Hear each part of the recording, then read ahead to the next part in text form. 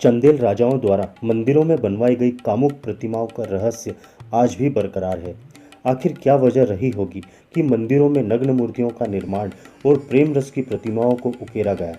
इसे लेकर जानकारों के अलग अलग मत हैं, पर आज हम आपको इस मंदिरों के निर्माण की असली वजह बताएंगे। हम आपको दो कहानियों के माध्यम से बताएंगे कि मंदिरों के निर्माण की असली वजह क्या थी।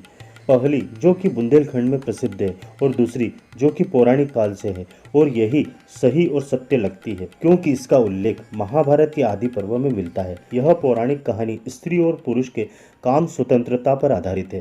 तो चलिए जानते हैं पहली बुंदेलखंड की प्रचलित कहानी।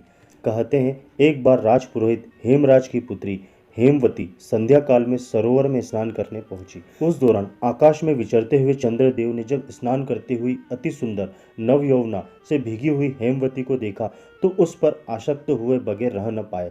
उसी पल वे हेमवती के समक्ष प्रकट हुए और उनसे प्रणय निवेदन किया। कहते हैं उनके मधुर संयोग से जो पुत्र उत्पन्न हुआ उसने ही बड़े होकर चंदेल वंश की स्थापना की। समाज के भय से हेमवती ने उस बालक को वन में कर्णावती नदी के तट पर पाला और उसका नाम चंद्रवर्मन रखा।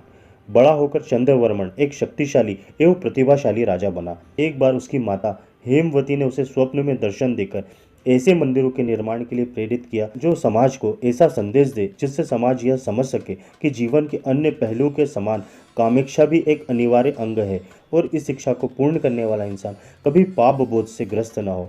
ऐसे मंदिरों के निर्माण के लिए चंद्रवर्मन ने खजुराहो को चुना।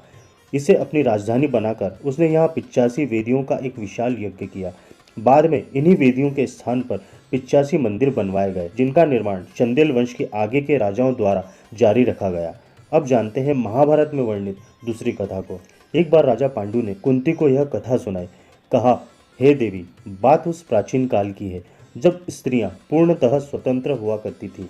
वह जिसके भी साथ चाहे शारीरिक संबंध बना सकती थी, जैसे अन्य जीव जंतु पशु पक्षी करते हैं। केवल ऋतुकाल में ही पत्नी केवल पति के साथ समागम करती थी, क्योंकि ऋतुकाल में गर्भ धारण करने का उचित समय होता है, अन्यथा वह स्वतंत्र हुआ करती थी। उस समय का यही नियम और धर्म था जो कि स्त्रियों को पूर्णतः स्वतंत्र रखता था। पर इस नियम को श्वेतकेतु नामक ऋषि ने पूरी तरह बदल दिया।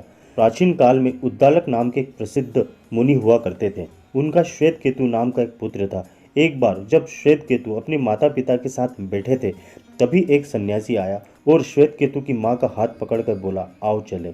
अपनी मां को इस तरह जाते हुए देखकर श्वेतकेतु बहुत क्रोधित हुए, किंतु पिता ने उनको समझाया कि नियम के अनुसार स्त्रियां गायों की तरह स्वतंत्र हैं, जिस किसी के साथ भी चाहे समागम कर सकती हैं। बाद में इन्हीं श्वेतकेतु द्वारा नियम में बदलाव कर यह नियम बनाया गया, स्त्रियों को पति के प्रति वफादार होना ही चाहिए और पर पुरुष के साथ समागम करने का पाप हत्या या भ्रूण हत्या की तरह माना जाएगा।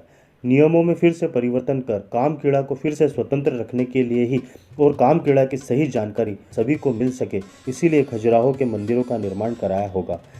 इस पर आपका क्या मत है, हमें कमेंट के माध्यम से बताइएगा। धन्यवाद।